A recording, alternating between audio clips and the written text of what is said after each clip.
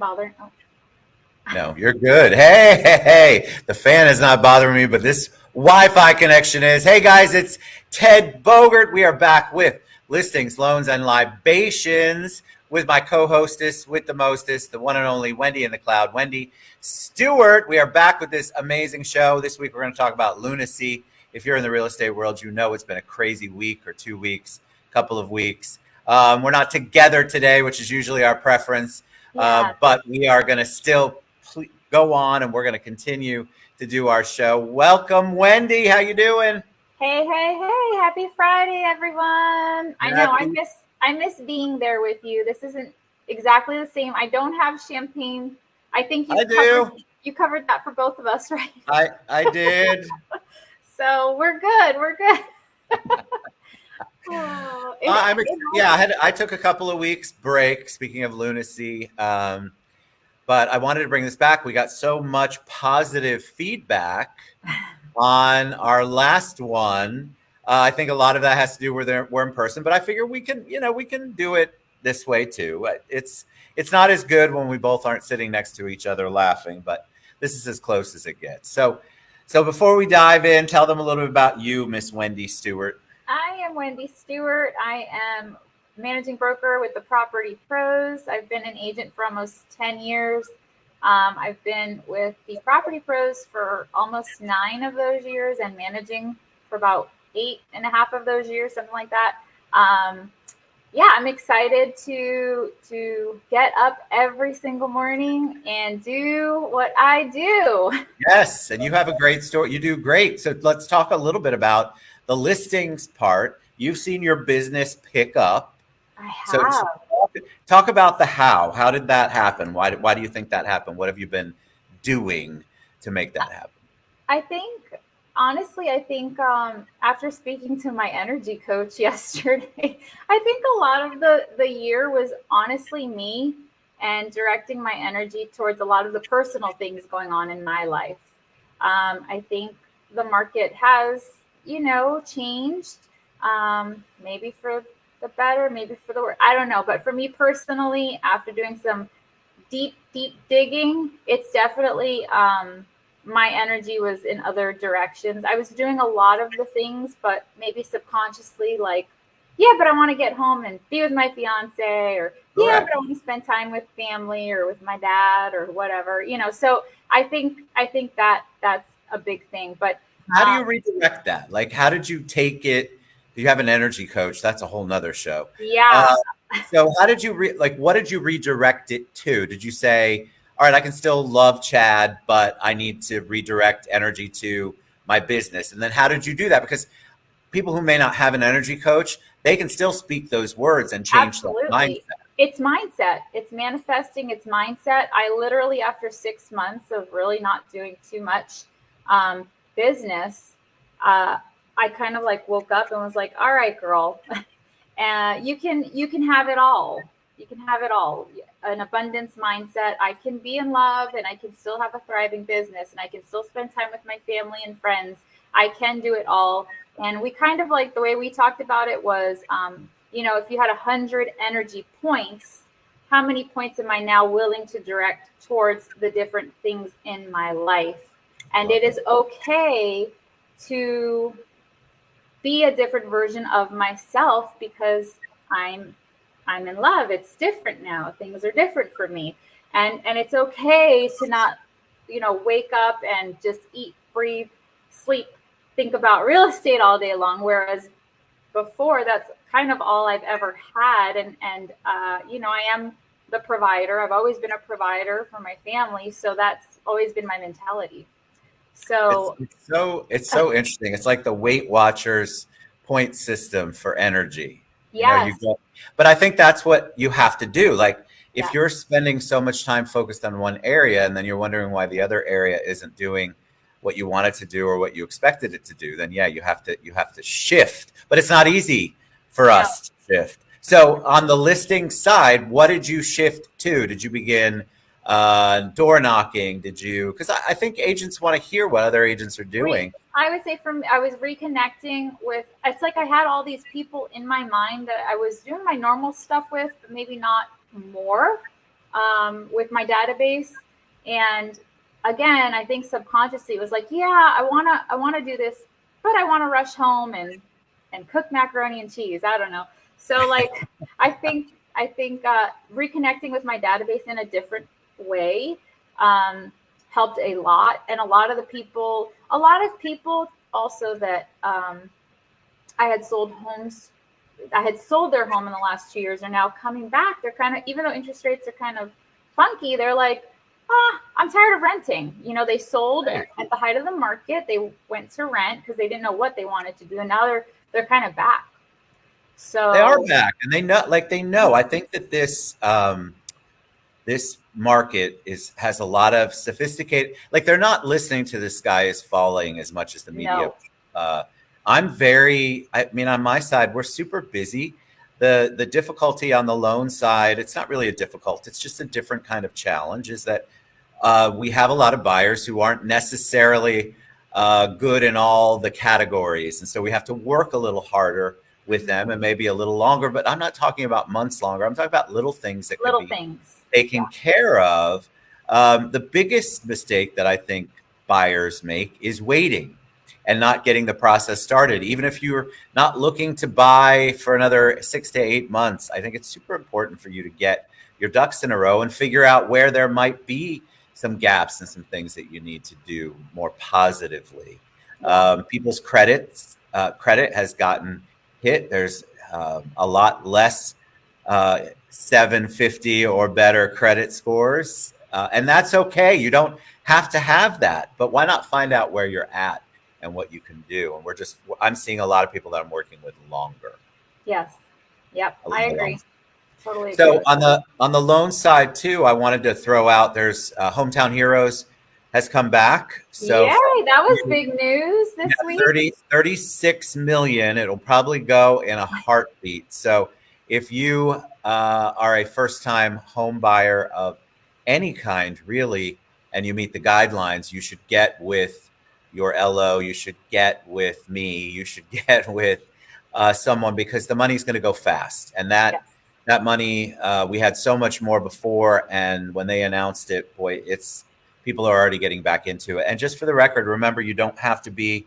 It used to be very category oriented, first responders, firefighters, police, teachers, veterans, and now it's all first time home buyers. So make sure that you get with an LO, reach out to me. I think it's really important. Utilize that money. If you've been on the fence, it's a great time to do it, but you need to do it now. You really need to do it now, because they didn't believe us the first time. Maybe they'll believe us now. Because that money went fast, and all of us kind of expected Florida to put money back into it, and they didn't at the time. So that program shut down. So this is just a way, if you're renting or if you sold, like Wendy talked about. Well, no, that wouldn't be a first-time home buyer. But if you're renting or you haven't purchased a house yet, this is the time to really look at that. And one thing that came out before that announcement is we have a 100% program. This is old school. So Wendy, you've been around a long time. We have a 100% program with an asterisk, obviously, by it, lots of qualifications. But it's the old-fashioned first and second. So you get the 96.5%, and then the other 3.5% is, which would be the down payment, is taken up by the second mortgage. So it's an old-fashioned 100% loan, and it's a great option, though. If you are struggling with the money down, that's another category that a lot of people are struggling with. They haven't had a chance to save. Their apartment rents are astronomical, as we all know. And so this is a potential opportunity for them. So don't think that you can't buy. And I'm very happy that you brought up about interest rates. Wonky or funky is the right way to describe them. They should not be the thing that keeps you out of the market, in my opinion. Loans, and we already have Libations, but I want to talk about, we had some crazy stuff happen with the NAR lawsuit this week. What a week, huh? I know. So from a realtor's perspective, what do you think of this? And just so you guys know, NAR was in a lawsuit, a $1.8 billion settlement, I believe, or that's what they awarded. And there are people who are against Chicken Little screaming from the rooftops that this is going to be the end of all buyers agents. It's going to make it more difficult in in the industry. What are your thoughts on that? You know, I I've been following it obviously, but I'm also the kind of person like turn off the news, it's bad news. I Because agree. what's going to happen is going to happen. I can only focus on what I'm doing. Um, I don't know how it's going to change for us. I don't, is it going to change? Yeah. I mean, obviously, I don't know when those changes are going to happen. I can, I, the only like thing that I keep hearing people say, and I don't know if this is nice or not, but who cares anyway? Here we are. Is that it's going to eliminate a lot of like agents, right? That maybe aren't doing this full time or it's not their, this is my livelihood. This is what I do. I'm a real estate practitioner. This is how I feed my family. Right. So, and not to knock anyone that is in this part, I started part time and I worked really hard to be able to go full time. So I think that is going to happen, and that already has been happening. It has. We've lost Yeah, a substantial amount of yeah, agents, even locally. yeah, Our Aura's membership is down yeah, from real estate perspective. I agree with you. I think there's a lot of people who love to stir the pot, yes. and not that you and I don't like to do that in general, depending on the topic, but stir that damn pot. But, on this particular, there are people who just want to poke the bear and get a reaction. I'm with you. I just want to focus on what I need to do to Yep, get business in. I'm going to continue with what's successful and then just see what happens. There's going to be all yeah, sorts of people are going to challenge the lawsuit and they're going to right. going to, and I think that if you spend too much time focusing on that, you're taking some of those energy points away from getting your business done. Yes. I'm going to use that energy points thing a Isn't that lot. great? It's really good. Yeah, yeah. Kudos for that one. But I feel like people be aware and then continue on and do what you know you need to do for your business. And if you're the type that loves to engage on those online chats and you want to go at each other because we believe one, I mean, again, you are spending energy on something that is going to absolutely produce you nothing in the Yeah, long run. yeah, But I agree with you. I mean, it's good to know about. yes, I think it will see some changes, and then you will just adapt like we do every other time with every other thing out there. We figure out how to adapt, and then we can. Those who want to continue to adapt will. And so and I. buyers, however it does work out, I don't know, but we're going to work with people that want to work with us and see our value. And those are also the only kind of people that I want to work with right now and give my energy to and spend my energy points on. So, So let's talk a little bit about energy. There's this final L, lunacy, which I love to add. You and I talk about this a lot, but we haven't talked about energy points with this, and I'm going to continue to use this because I absolutely love love it. it. Uh, I've been working on trying to divert or redirect those energy points away from the people who don't necessarily want to work with me or don't work in the same way that I work. Hmm. It's unbelievable to me. Like I know we're different. Like you, I feel like you and I have a similar approach to people and to business and relationships. But each of us has our own little thing. But there's a lot of people who don't approach it that way. Yeah. I was dealing with a situation just this past week where to me the answer seemed easy, and yet the people that I was working with, they were not making it easy. They were making it. He and she were making it difficult, Mm. and I couldn't figure out why. I don't want to do business with those people anymore. And Nope. I'm not talking about the buyer, by the way. I love the buyer. So what are your thoughts on that? Have you begun to prune? That's very biblical. Have you begun to weed out those people? Like talk about that because I think a lot of people are like, Ted, you know everybody, you're friends with everybody. Well, maybe, but I have had to cut people out. I totally agree. I think going back to that, giving our well, you and I, when we give all. We give 100%. So if we are giving 20 energy points to our business, let's say, we're in. We're all in. So I want to do business with people that I enjoy doing business with, people that bring me joy. It might not always be peaceful, right? Because things are roller coasterish sometimes and hiccups and challenges arise. But I want to work with people that trust me enough to get them through the process of buying or selling their home. I want people that trust me with my recommendations for a lender or a home inspection company, or what have you. I don't want, if I'm giving 20 energy points to my business, that's what I want to attract. I want to attract like-minded people. Why do we stray? I'm always fascinated. I think I'm the worst at it. Like I'll let you in. You have to prove me wrong after I've given you an opportunity. I'm the same. And I don't necessarily know that I want to change. No, I don't. But I do see where people benefit a little more in some instances where they don't trust anybody up front, and then you have to prove. But I don't have the time for that, nor do I don't want to lead with negativity. I don't want to lead in believing that you're bad until you prove me otherwise. To me, that goes completely against everything. That's my relationships with my realtors and my referral sources, people in my life. I think it's more energy, more negative energy that you're putting out there if you're constantly thinking everybody's out to get you or nobody is worthy of your trust. Is that how you lead too? I do too. I'm very much like you in that way. And I think it would take both of us more energy to be basically who we aren't not because we are.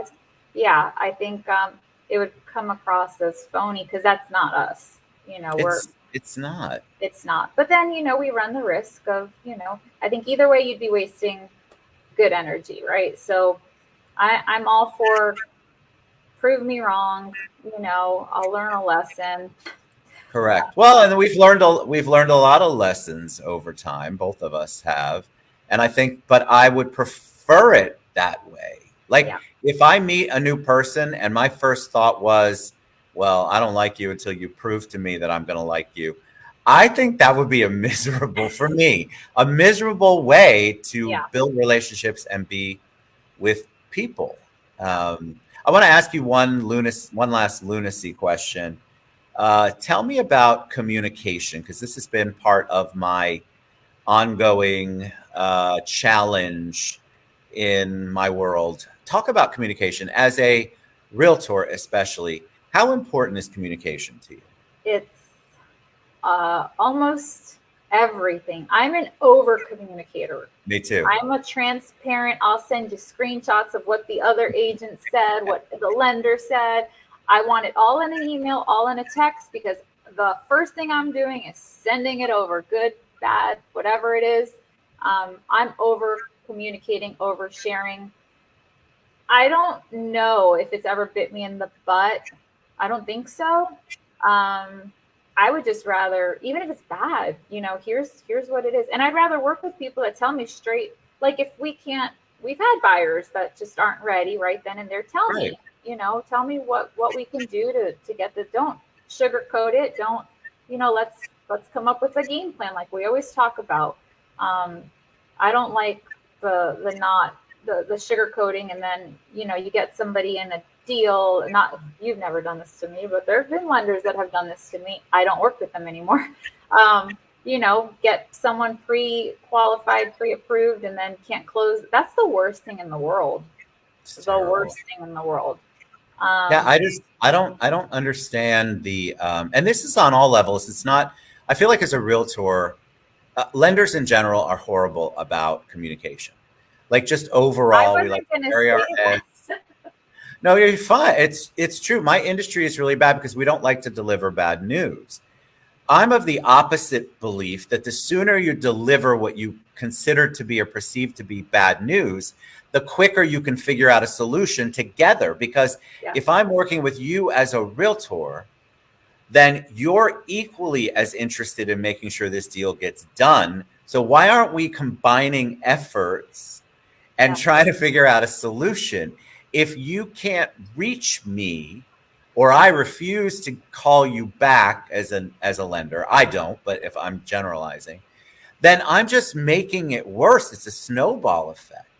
It I'm a it big is. believer that if somebody communicates that way with you ever, to me, that's when I have to part ways. Like I have to be done with that particular relationship because I can't operate on any level my business. And as a lender, you've given me the opportunity as the realtor to take this to closing. This is your baby that you gave to me. Mhm. And it blows my mind that my industry is so much about not responding to you and not letting you know what the problems are, not letting you know when a challenge comes up. Because why would you ever use me again if I'm not telling you what's going on? It's your butt on the line, it's your reputation, and it's your buyer that you probably spent your own money and time bringing to the table. It's so, yeah. Am I being over dramatic? No, no. And I always think about, I wasn't, I was a buyer 2 times in the last, I don't know, 8 years. They don't speak the lingo. They don't, even if they're second, third time home buyer, they don't remember the process. Everything to a buyer is a fire. they, Yes. they, and they should be treated with such care and diligence because they're our client. You know what I mean? So like, that's why I over communicate.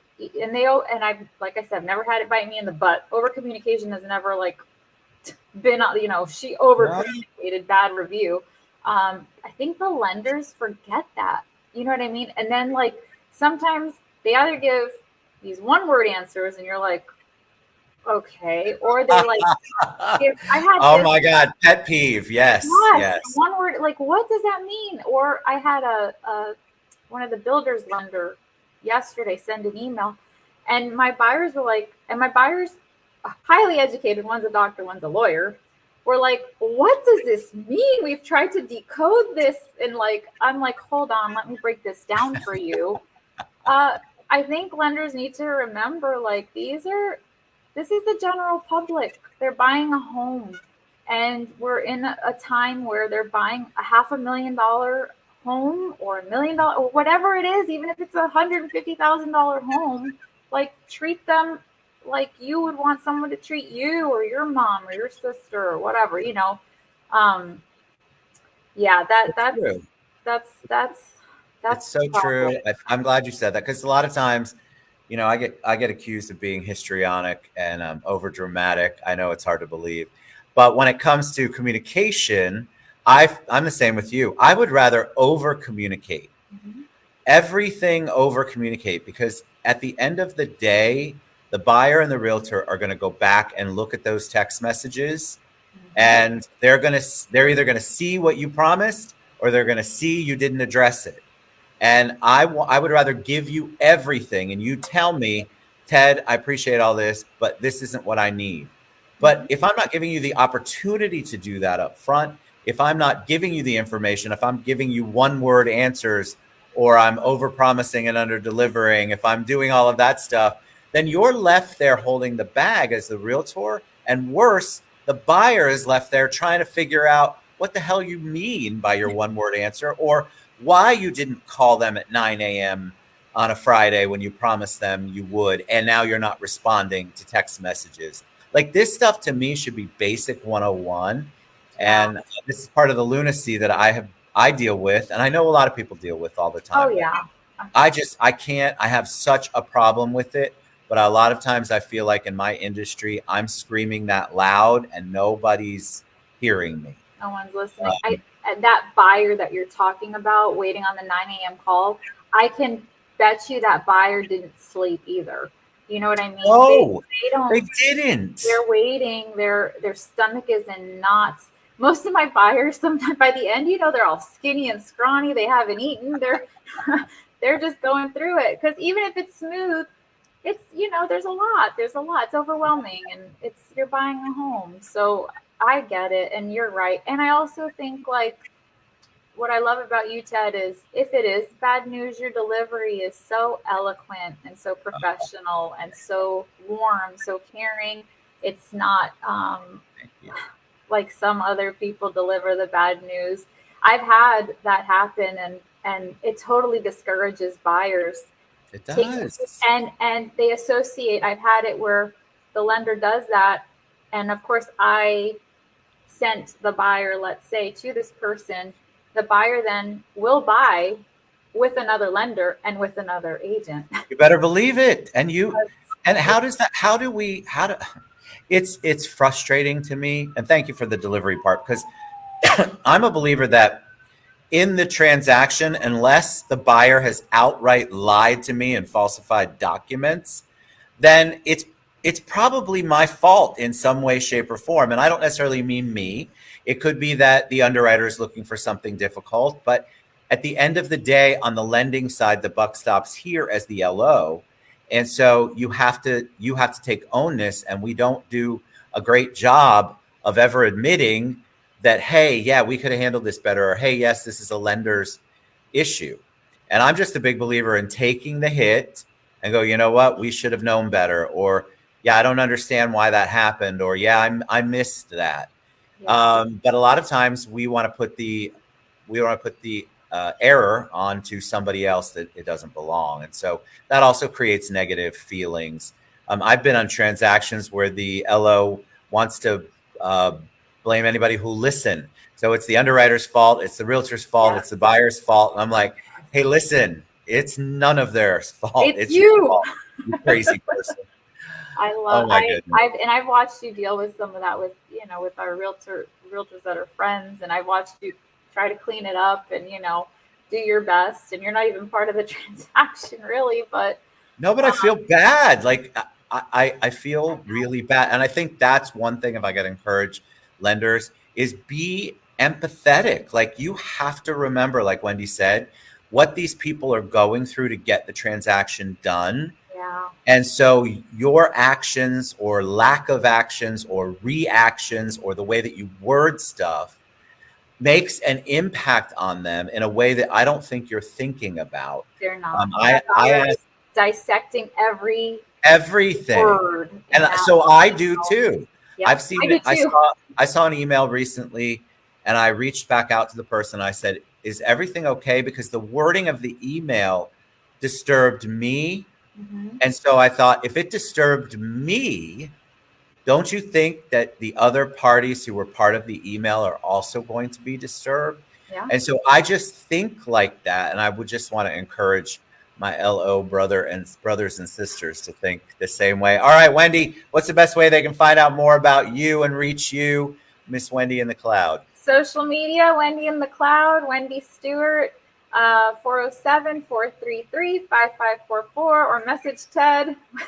He knows Yeah, how to find me. I know how to find her. And you guys can find me. You can find us at the link scrolling across the bottom.